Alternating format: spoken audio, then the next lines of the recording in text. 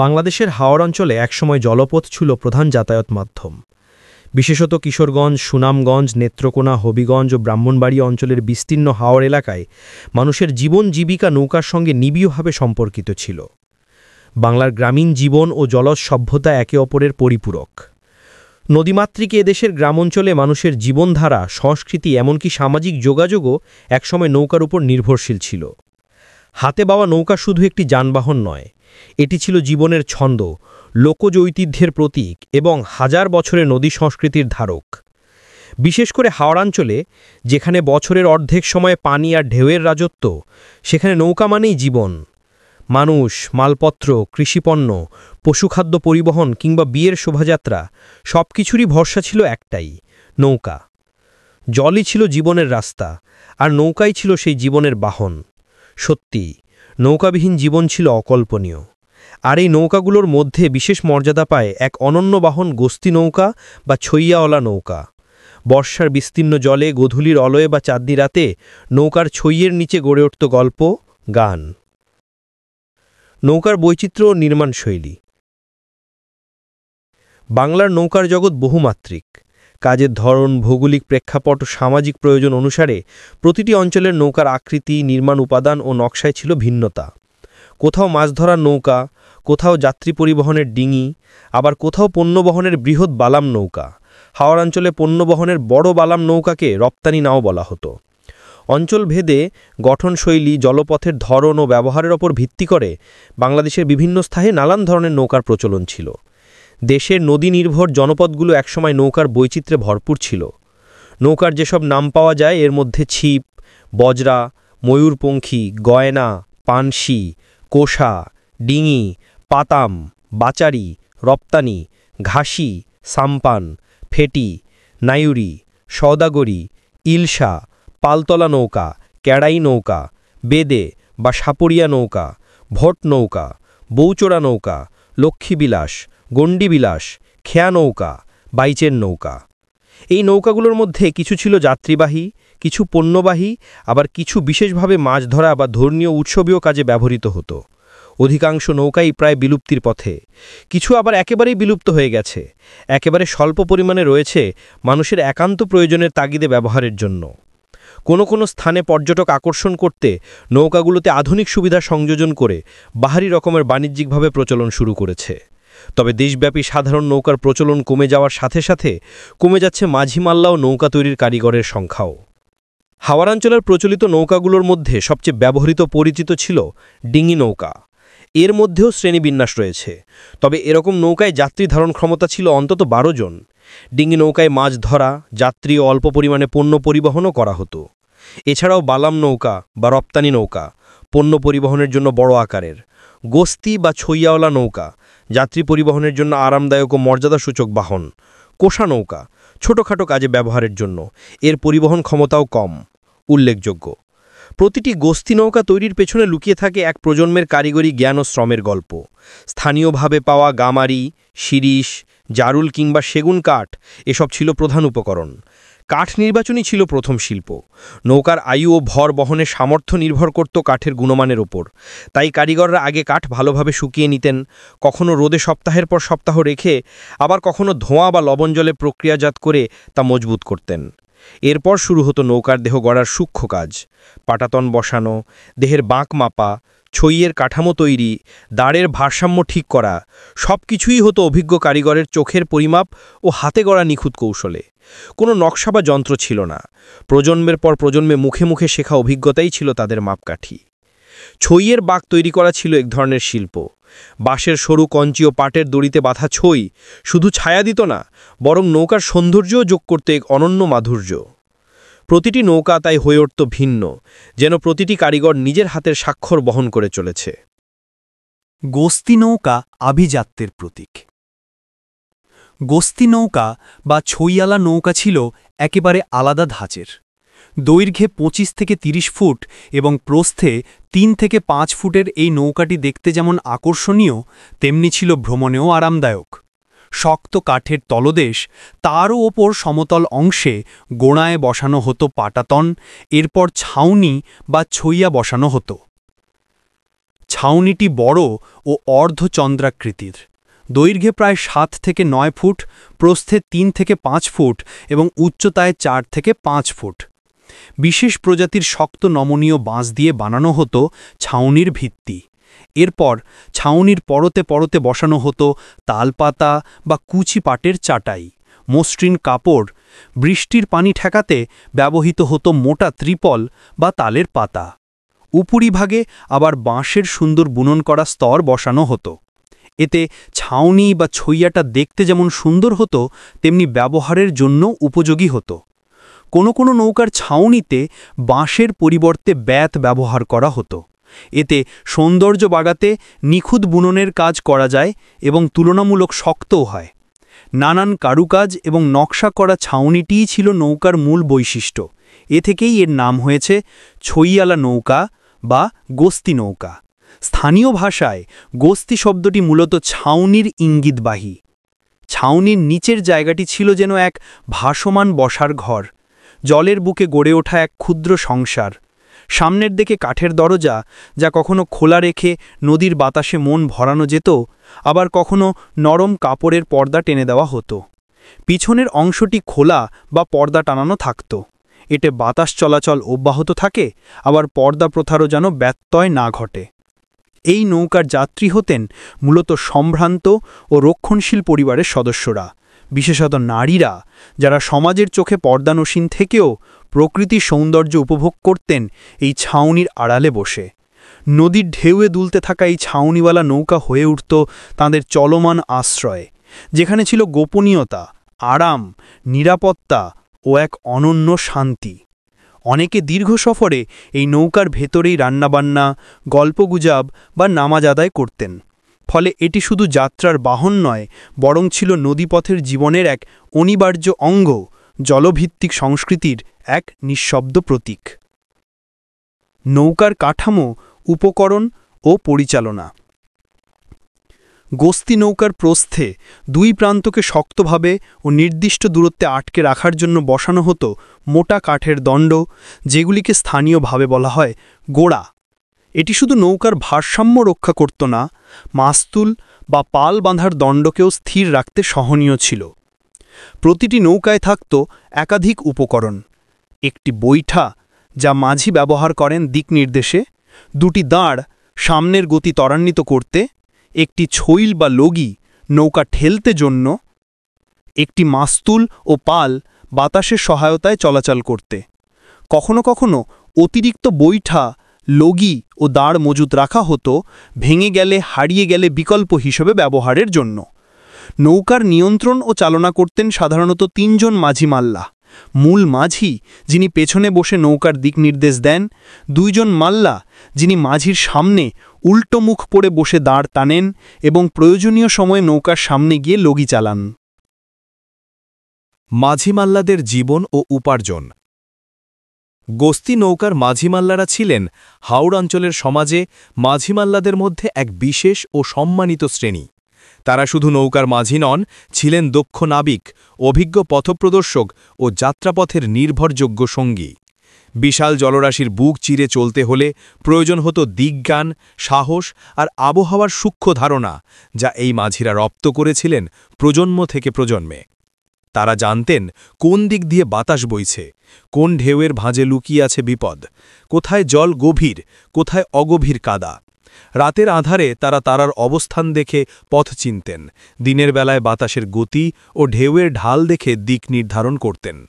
হাওড়ের বিস্তীর্ণ জলপথ তাঁদের কাছে ছিল এক খোলা মানচিত্র, যার প্রতিটি বাঁক ও ভাঁজ তারা চিনতেন হৃদয়ের মতো। যাত্রীরা শুধু নৌকার ওপর নয়, মাঝিদের ওপরও রাখতেন পূর্ণ আস্থা। তারা ছিলেন যোগাযোগের মাধ্যম, সংবাদবাহক, আবার অনেক সময় অতিথিপরায়ণ গল্পকারক। তাদের হাতেই নির্ভর করত দূরের গ্রামে যাতায়াত, রোগী পৌঁছনো কিংবা পণ্যবাহী নৌকার নিরাপদ গন্তব্যে পৌঁছনো। এভাবেই গোস্তি নৌকার মাঝিমাল্লারা হাওড় জীবনের এক অপরিহার্য ও প্রাণবন্ত অধ্যায় হয়ে উঠেছিলেন। এই মাঝিমাল্লারা নৌকো চালনায় যেমন পারদর্শী ছিলেন, তেমনি নৌকা রক্ষণাবেক্ষণেও অভিজ্ঞ। তারা জানতেন কোন কাঠে পানি কম ঢোকে, কোন সময়ে ছইয়ের কাপড় বদলানো দরকার, কিংবা কোন দিকের বাতাসে পাল ওঠাতে হবে। হাওড় অঞ্চলের অন্য মাঝিদের তুলনায় গোস্তি নৌকার মাঝিমাল্লারা নিজেদের বনেদি ভাবতে পছন্দ করতেন। তাদের পোশাক, চালচলন ও কথা বলায় ছিল একরকম আত্মবিশ্বাস ও গর্ব। সাধারণত মূল মাঝি নৌকার মালিক হতেন, তার সঙ্গে পরিবারের অন্য সদস্য বা চুক্তিভিত্তিক মাল্লারা কাজ করতেন। ৮০-৯০-এর দশকে গোস্তি নৌকার একদিনের ভাড়া ছিল ২০০ থেকে ২৫০ টাকা। এটি যথেষ্ট অর্থ।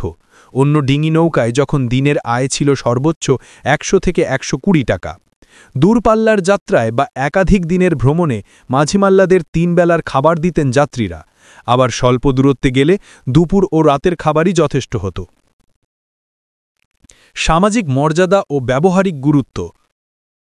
গোস্তি নৌকা ছিল শুধু যাতায়াতের বাহন নয়, বরং ছিল সামাজিক মর্যাদা, রুচি ও ঐতিহ্যের প্রতীক। গ্রামের সাধারণ মানুষ যেখানে খোলা নৌকায় যাতায়াত করতেন, সেখানে গোস্তি নৌকায় সওয়ারি হতেন সমাজের ধনী, সম্ভ্রান্ত ও রক্ষণশীল পরিবারের সদস্যরা। নৌকার সুগঠিত কাঠামো, ছইয়ের নিচে ছায়াময় আরামদায়ক আসন আর মাঝিমাল্লাদের যত্নশীল সেবায় এই যাত্রা যেন হয়ে উঠত একরকম আভিজাত্যের অভিজ্ঞতা। বর্ষাকাল শুরু মানেই ছিল হাওড়পাড়ে উৎসবের আমেজ। শুরু হতো বিয়ের মৌসুম। তখন দূরের গ্রামে বড়যাত্রা বা কনের বাড়ি যাওয়ার জন্য গোস্তি নৌকার বিকল্প ছিল না। জলপথে সাজানো বড়যাত্রার নৌকাগুলো ছিল যেন ভাসমান আনন্দযাত্রা। ছইয়ের নিচে বসা সাজ পোশাক পরা বর, সঙ্গে বরণীয় আত্মীয় স্বজন, বাইরে ছইয়ের কিনারায় দুলছে রঙিন কাপড় ও ফুলের মালা। পর্দা প্রথা মেনে চলা পরিবারের জন্য গোস্তি নৌকা ছিল একান্ত উপযোগী। ছইয়ের ভেতরের অংশ ছিল যেন এক চলমান গৃহের মতো, সুরক্ষিত, আরামদায়ক ও নিশ্চিন্ত। সেখানে নারীরা নিরাপদে বসে পথের দৃশ্য উপভোগ করতে পারতেন, গন্তব্যে পৌঁছতে পারতেন পরিপূর্ণ গোপনীয়তা রক্ষা করে। ফলে গোস্তি নৌকা হয়ে উঠেছিল শুধু ভ্রমণের মাধ্যম নয়, বরং গ্রামীণ জীবনের এক সামাজিক ও সাংস্কৃতিক পরিচয়ের প্রতীক। আভিজাত্য, গোপনীয়তা ও আরাম, এই ৩ কারণে গোস্তি নৌকার কদর ছিল সর্বাধিক। ফলে বিয়ের বড়যাত্রা বা কোনো সামাজিক অনুষ্ঠানের জন্য আগে থেকেই বুকিং দিয়ে রাখতে হতো নৌকা। এক এলাকায় এমন নৌকার সংখ্যা ছিল হাতে গোনা ২-১টি মাত্র। মৌসুম ভিত্তিক সংকট ও পেশাগত টানাপোড়েন। বর্ষা ফুরিয়ে গেলে যখন হাওড়ের জলধারা ধীরে ধীরে সরে যেতে শুরু করত, তখন গোস্তি নৌকার দিনও যেন অস্তমিত সূর্যের মতো নিভে আসত। বিশাল জলরাশির রাজ্য তখন পরিণত হতো ফেটে যাওয়া খালবিল, কাদামাটির জমিন আর আঁকাবাঁকা সরু জলপথে। নৌকার নিচের কাষ্ঠ তখন আর জলের পরশ পেত না। ভারী গোস্তি নৌকা চালানো হয়ে উঠত প্রায় অসম্ভব। একে একে শুকিয়ে যেত নদী, খাল আর হাওড়ের বুক ভরা নাব্যতা। এই সময় মাঝি মাল্লাদের জীবনেও নেমে আসত এক মৌসুমি পরিবর্তন।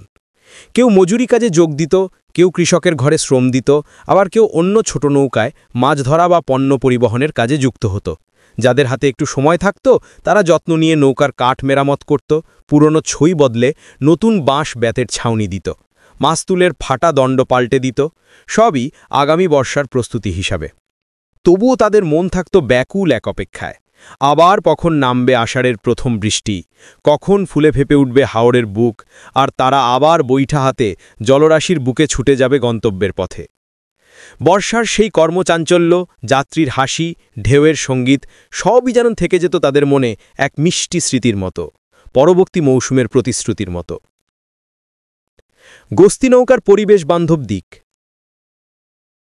হাতে বাওয়া নৌকার অন্যতম সৌন্দর্য ও বৈশিষ্ট্য ছিল এর নিখুঁত পরিবেশ বান্ধবতা। এই নৌকায় কোনো ধরনের জ্বালানি, তেল, গ্যাস বা ডিজেল ব্যবহার করা হতো না। মাঝির হাতের জোড় আর বৈঠার ছন্দেই চলত সমগ্র যাত্রা। ফলে এতে কার্বন নিঃসারণ ছিল শূন্য, যা আধুনিক যুগের জলবায়ু সংকট মোকাবিলায়ও এক অনুকরণীয় উদাহরণ হতে পারে। ইঞ্জিন চালিত ট্রলারের মতো এর কোনো শব্দদূষণ ছিল না। হাওড়ের বিশাল জলরাশির বুক চিরে চলার সময় শুধু শোনা যেত দাঁড়ের সঙ্গে পানির মৃদু ছন্দ, ছপ ছপ, যেন হাওড়ের নিজস্ব সঙ্গীত। এই নৌকা ছিল প্রকৃতির সঙ্গে মানুষের শান্ত সহাবস্থানের এক জীবন্ত প্রতীক। নির্মাণের দিক থেকেও হাতে বাওয়া নৌকা ছিল সম্পূর্ণ প্রাকৃতিক। স্থানীয়ভাবে সংগৃহীত শক্ত কাঠ, বাঁশ, বেত, পাট, নারকেলের তন্তু, কখনো কখনো খয়েরি রঙের প্রাকৃতিক তেল ব্যবহার করে গড়া হতো এই বাহন। এসব উপকরণ ছিল সহজলভ্য, পুনর্ব্যবহারযোগ্য ও প্রকৃতিতে সহজে ক্ষয়প্রাপ্ত, তাই কোনো অংশই পরিবেশে দীর্ঘমেয়াদী ক্ষতি করত না। তাছাড়া নৌকার কাঠামো এমনভাবে তৈরি হতো যাতে এটি বছরের পর বছর ব্যবহার করা যায়। কেবল সময় মতো কিছু মেরামত, পাটাদন বদল আর ছইয়ের বাঁশ পাল্টে দিলেই আবার নতুনের মতো চলত। এক অর্থে এটি ছিল টেকসই পরিবহন ব্যবস্থার এক নিখুঁত দৃষ্টান্ত, যা কোনো কার্বন ফুটপ্রিন্ট না রেখেই দীর্ঘদিন সেবা দিতে পারত। পরিবেশবিদদের মতে হাতে বাওয়া এই নৌকাগুলো শুধু পরিবেশবান্ধবী নয়, বরং স্থানীয় অর্থনীতি, কারিগরি ঐতিহ্য ও সামাজিক সম্প্রীতিরও প্রতীক, কারণ এতে কোনো বাহ্যিক জ্বালানি বা যান্ত্রিক যন্ত্রাংশের প্রয়োজন হতো না। মাঝিদের দক্ষতা, প্রাকৃতিক উপাদান ও মানবশক্তির সমন্বয়েই তৈরি হতো এই সম্পূর্ণ স্বনির্ভর পরিবহন ব্যবস্থা, যা সত্যিকারের অর্থেই ছিল সবুজ চলাচলের প্রাচীনতম ও প্রামাণ্য উদাহরণ। স্মৃতিতে বাঁচিয়ে রাখা অভিজ্ঞতার গল্প। মোহাইমিন আহসানান, ছদ্মনাম, বয়স 50, শুনি গস্তিনৌকা ভ্রমণ নিয়ে তার গল্প। স্মৃতি কথাটি পুনঃলেখন করা। রক্ষণশীল পরিবারে আমার জন্ম। ছোটবেলা থেকেই আমাদের জীবনের অবিচ্ছেদ্য অংশ ছিল গস্তিনৌকা। বর্ষা এলেই যেন ঘরে ঘরে উৎসবের আমেজ ছড়িয়ে পড়ত, কারণ তখনই শুরু হতো হাওড়পাড়ের মানুষের ভ্রমণ মৌসুম। স্কুলের লম্বা ছুটি মানেই পারিবারিক ভ্রমণের পরিকল্পনা। কোথায় যাব, কার নৌকা নেব, কতদিন থাকব, এসব নিয়ে আগেভাগেই চলত ব্যস্ততা। আমাদের পরিবারের ভ্রমণ মানেই গস্তিনৌকা। কখনো স্বল্প দূরত্বে কোনো আত্মীয়ের বাড়ি, কখনো বা দূরবর্তী গ্রামের দিকে। ভ্রমণ ছোট হোক বা বড়, বাহন ছিল একটাই। বর্ষার সময় হাওরের চারদিক তখন পানিতে থই থই করত। নদী, খাল, বিল, জলাশয় সব মিলেমিশে তৈরি হতো এক অনন্ত জলরাশি। তখন শুধু নদীপথে নয়, সোজা জলপথে যেদিকে খুশি নৌকা চলত সেই দিকেই। গন্তব্য ঠিক থাকত, কিন্তু পথ বদলাত বারবার প্রকৃতির খেয়ালেই। নৌকার সামনের ফাঁকা অংশটা ছিল আমাদের ছোটদের রাজ্য। সেখানে বসে আমরা তুলতাম গাংকলা বা সবুজ কলার মতো দেখতে এক জলজ ফল, কিংবা ছিঁড়ে আনতাম রঙিন শাপলা শালুক। কখনো পানির উপর ভাসমান কচুরিপানার ঢেউয়ের ফাঁকে হাত ডুবিয়ে মাছ ধরার অভিনয় করতাম। এই সব ছিল আমাদের খেলা, আনন্দ আর বিস্ময়ের জগৎ। ধীরে ধীরে নৌকা ভেসে যেত গন্তব্যের দিকে, আর সূর্য ঢলে পড়ত পশ্চিম আকাশে। দিনের শেষে ফিরে আসতাম ঘরে, মন ভরে, চোখ ভরে, জল হাওয়া মাখা স্মৃতি নিয়ে। দীর্ঘ ভ্রমণগুলো ছিল আরও রোমাঞ্চকর। তখন যাত্রার প্রস্তুতি ছিল উৎসব। আগের দিন থেকেই বাড়ির উঠোনে শুরু হতো রান্নার তোড়জোড়। আম্মা, আপা আর বাড়ির বড় নারীরা মিলে রাতভর তৈরি করতেন হরেক পদের খাবার: ভাত, সবজি, মাছ, মাংস, ভর্তা, এমনকি নানা রকম পিঠা। কলসি ভর্তি সুপেয় পানি। এসব খাবার বাঁশের ঝুড়ি ও হাঁড়িতে গুছিয়ে রাখা হতো নৌকার ভেতরে। ভোরের আলো ফুটতে না ফুটতেই মাঝিরা ডাক দিতেন, সবাই উঠেন, সময় হইছে। ফজরের নামাজ শেষ করে পরিবার পরিজন, ভাই বোন, আত্মীয় স্বজন সবাই মিলে উঠতাম নৌকায়। বৈঠা চালিয়ে মাঝিরা যখন গানের ছন্দে যাত্রা শুরু করতেন, তখন হাওরের বাতাসে মিশে যেত সেই অদ্ভুত শান্তির সুর, যা আজও কানে বাজে। দীর্ঘ ভ্রমণে কখনো দিনের আলো ফুরিয়ে রাত নেমে আসত হাওরের বুকের মাঝখানে। তখন মাঝিরা কোনো নিরাপদ ঘাটে নৌকা ভিড়াতেন। গ্রামের কোনো পরিবারের নিরাপদ আশ্রয়ে রাত কাটানো হতো। ছইয়ের নিচে জ্বলে উঠত কুপি বা লণ্ঠনের আলো। বাইরে শোনা যেত ঝিঝি পোকার ডাক, মনে অজানা শিহরণ। পরদিন ভোরে আবার চলত নতুন পথের যাত্রা। কখনো ভ্রমণ হতো 7 থেকে 10 দিনেরও বেশি।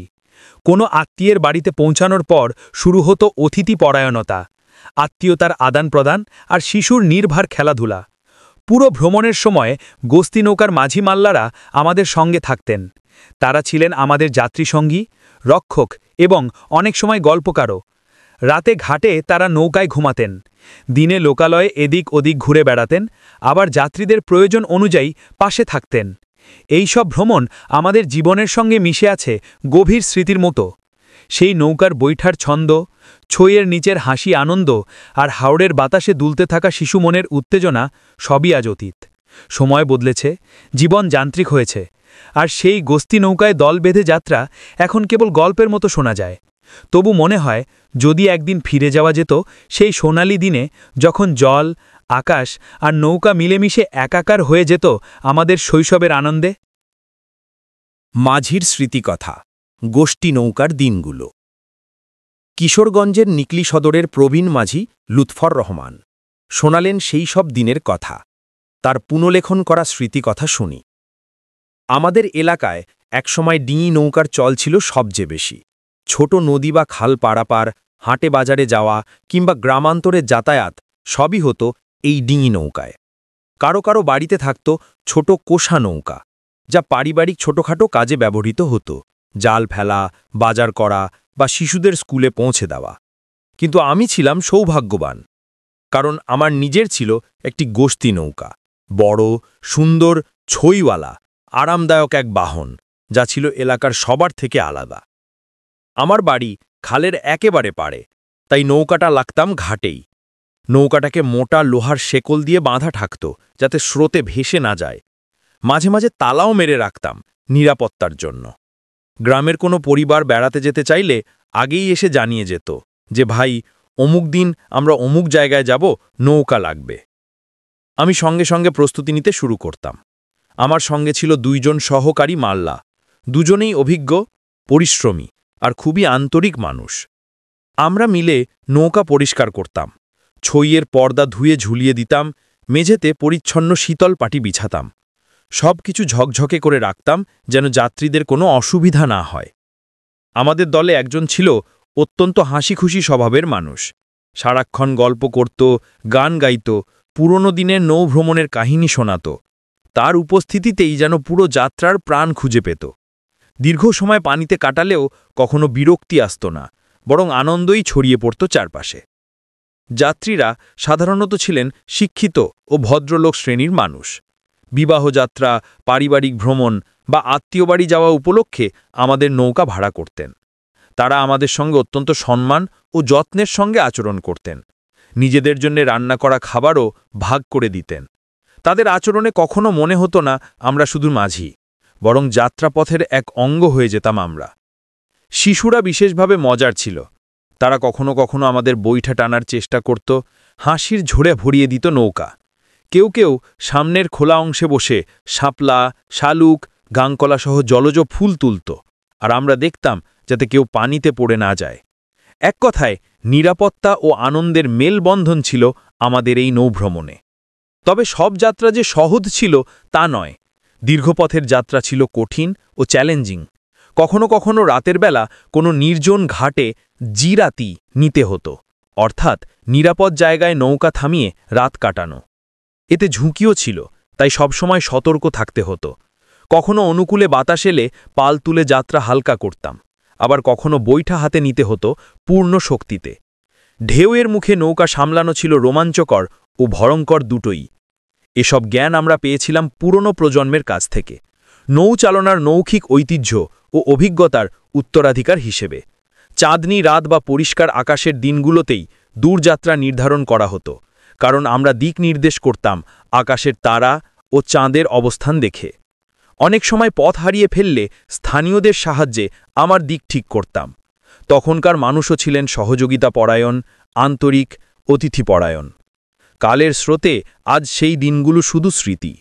গোষ্ঠী নৌকা হারিয়ে গেছে, পাল তোলা নৌকাও এখন দুর্লভ। ইঞ্জিনের শব্দ আর যান্ত্রিকতার দখলে হারিয়ে গেছে বৈঠার সুর। আমাদের বয়সও এখন অনেক হয়েছে, ছোটখাটো ব্যবসা করে সংসার চালাই। পরের প্রজন্ম আর এই পেশায় আগ্রহী নয়। তারা শহরমুখী হয়েছে, কেউ শিক্ষক, কেউ চাকুরে, কেউ বিদেশে। তবু আজও যখন হাওড়ের ধারে দাঁড়িয়ে ঢেউলের শব্দ শুনি, মনে পড়ে সেই দিনগুলো, যখন গোস্তি নৌকার ছইয়ের নিচে বৈঠার ছন্দে গান আর গল্পের মেলবন্ধনে ভেসে যেত জীবন। ঐতিহ্যের পতন, সময়ের স্রোতে হারিয়ে যাওয়া নৌকা। সময় বদলেছে, বদলে গেছে মানুষের জীবনধারা, যাতায়াতের ধরন, আর তার সঙ্গে হারিয়ে গেছে এক সময়ের ঐতিহ্যবাহী গোস্তি নৌকার অস্তিত্ব। এককালে হাওড়ের ঢেউয়ে দুলত সারি সারি ছইওয়ালা নৌকা, যেগুলো শুধু বাহন ছিল না, ছিল জীবন, সংস্কৃতি আর সমাজের এক অনন্য প্রতীক। আজ সেই দৃশ্য যেন ইতিহাসের পাতায় বন্দী। বর্তমানে হাওড়ের বুক জুড়ে ছুটে চলে ইঞ্জিন চালিত ট্রলার, স্পিডবোট কিংবা ফাইবার নির্মিত আধুনিক নৌকা। এদের গতি বেশি, যাত্রা সময় কম, আর খরচও তুলনামূলকভাবে সাশ্রয়ী। যেখানে আগে এক জায়গা থেকে অন্য জায়গায় পৌঁছাতে ঘণ্টার পর ঘণ্টা বৈঠা চালাতে হতো, সেখানে এখন অনেক কম সময় গন্তব্যে পৌঁছানো যায়, ফলে হাতে বাওয়া নৌকার প্রতি মানুষের আগ্রহ ক্রমেই হারিয়ে গেছে। একসময় বর্ষার সকালে হাওড়ের পাড়ে বসে দেখা যেত মাঝিমাল্লারা নৌকা ঘষে চকচকে করছেন। ছইয়ের ভেতরে ঝোলানো থাকত লণ্ঠন, পাটাতনে বসানো থাকত মাদুর বা কাপড়। এখন সেই দৃশ্যও হারিয়ে গেছে। নৌকা ঘাটে শোনা যায় শুধু ট্রলারের ইঞ্জিনের গর্জন, আর হাওরের নীরবতা ভাঙে যান্ত্রিক শব্দে। যান্ত্রিক নৌকার এই প্রসার গোস্তি নৌকার মাঝিমাল্লাদের জীবনে এনেছে গভীর পরিবর্তন। অনেকে পেশা বদলে ট্রলারের চালক হয়েছেন, কেউ বা পুরোপুরি ছেড়ে দিয়েছেন জলপথের কাজ। যেসব কারিগর একসময় নৌকার কাঠ কেটে বেঁক বেঁধে ছই বানিয়ে শিল্পের মতো করে তৈরি করতেন একটি গোস্তি নৌকা, তারাও আজ প্রায় বিলুপ্ত। তরুণ প্রজন্ম আর এই পেশায় আগ্রহ দেখায় না। কেউ বলে এতে আয় নেই, কেউ বলে এতে ভবিষ্যৎ নেই। গোস্তি নৌকার নির্মাণশৈলীও এখন হারিয়েছে অজানার অন্ধকারে। কাঠের মান, বাঁশের ব্যবহার, পাটাতনের ভারসাম্য রক্ষা, ছইয়ের গড়ন সবই ছিল এক ধরনের ঐতিহ্যবাহী কারিগরি দক্ষতার নিদর্শন। অথচ আজ এসব জানে না নতুন প্রজন্মের কেউই। একসময় যে কারিগররা নৌকার তলদেশে দাঁড়িয়ে সুরে সুর মিলিয়ে তৈরি করতেন জীবনবাহী সেই বাহন, আজ তাদের কেউ কৃষিকাজে, কেউ দিনমজুরির খাটুনিতে যুক্ত হয়েছেন। একসময় যেসব গ্রাম বা হাটে গোস্তি নৌকা দেখা যেত, সেখানে এখন কেবল পুরনো কাঠির কিছু অংশ পড়ে থাকে কোনো গৃহস্থের উঠানে স্মৃতি হয়ে। কেউ কেউ এগুলোকে ঘরের ছাউনি বা শেড তৈরিতে ব্যবহার করে, কেউ বা রেখে দেয় স্মৃতি হিসাবে। তবুও হাওড়ের বয়স্ক মানুষের চোখে এখনও সেই গোস্তি নৌকার স্মৃতি ঝলমল করে। তারা বলেন সেই নৌকায় ছিল মন, ছিল মায়া। এখনকার ট্রলারে শুধু শব্দ আছে, নেই প্রাণ। সময়ের স্রোতে এগিয়ে গেলেও গোস্তি নৌকার ছইয়ের নিচে যাপিত সেই শান্ত, ধীর আর মানবিক জীবন যেন এখনও রয়ে গেছে মানুষের হৃদয়ের গভীরে, এক হারিয়ে যাওয়া যুগের নীরব সাক্ষী হয়ে। ঐতিহ্য রক্ষায় করণীয়। গোস্তি নৌকা আজ ইতিহাসের অংশ। হাওরের ঢেউয়ের বুক চিরে চলা সেই রাজসিক বাহন এখন শুধুই স্মৃতি, কিন্তু এটি নিছক অতীতের কোনো নিদর্শন নয়। এটি বাংলাদেশের জলজ সংস্কৃতি, গ্রামীণ কারুশিল্প ও স্থানীয় প্রকৌশল জ্ঞানের এক অনন্য ঐতিহ্য। এই নৌকায় নিহিত রয়েছে শতাব্দীর অভিজ্ঞতা, কারিগরদের নৈপুণ্য এবং হাওড় পাড়ের মানুষের জীবন দর্শন। গোস্তি নৌকার কাঠামো, ছইয়ের বাঁশচালা, দাঁড়ের ভারসাম্য কিংবা মাস্তুলে পাল বাঁধার কৌশল এসবই গ্রামীণ সমাজের প্রকৃতি নির্ভর জ্ঞান ঐতিহ্যের জীবন্ত দলিল। আজকের প্রজন্মের কাছে এটি হয়তো কেবল লোকগাথা, কিন্তু বাস্তবে এটি আমাদের কারিগরি ইতিহাসের এক উজ্জ্বল অধ্যায়। তাই প্রয়োজন এই ঐতিহ্যকে সংরক্ষণ ও পুনরুজ্জীবিত করার। স্থানীয় পর্যায়ে হাওড় জাদুঘর, সংস্কৃতি কেন্দ্র বা পর্যটন তথ্যকেন্দ্র স্থাপন করে গোস্তি নৌকাসহ অন্যান্য হারিয়ে যাওয়া নৌকার প্রতিমূর্তি বা মডেল সংরক্ষণ করা যেতে পারে। এর মাধ্যমে শুধু একটি বাহন নয়, বরং হাওড় পাড়ের জীবনযাত্রা, সামাজিক সম্পর্ক ও প্রাচীন কারিগরির ইতিহাসও পরবর্তী প্রজন্মের কাছে পৌঁছে দেওয়া সম্ভব হবে।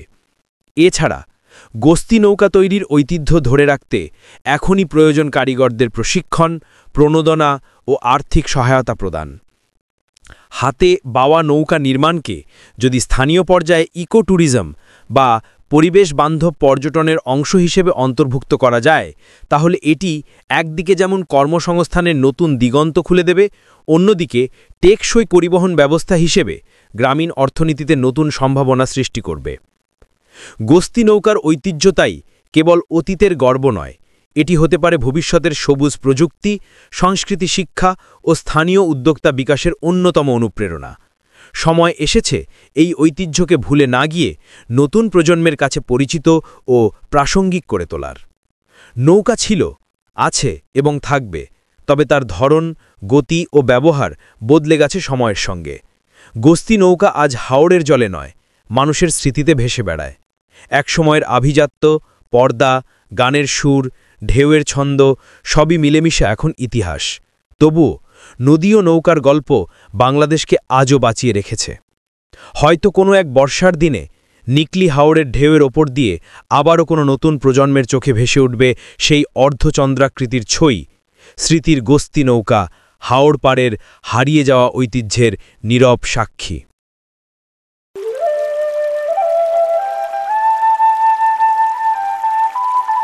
প্রকৃতি, মানুষ আর মাটির গান, বরুলিয়ায় হাওড়ের প্রাণ।